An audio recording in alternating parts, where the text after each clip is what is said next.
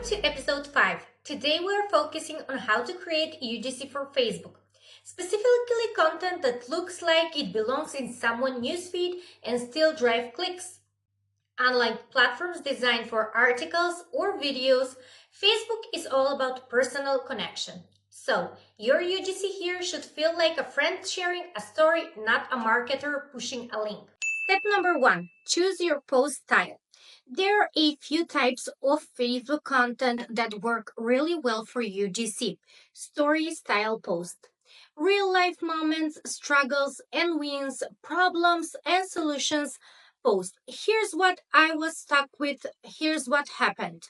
Question plus curiosity equals CTA. Has anyone else tried this? Or DM me if you want this link. For example, spent weeks trying to create a YouTube intro, gave up,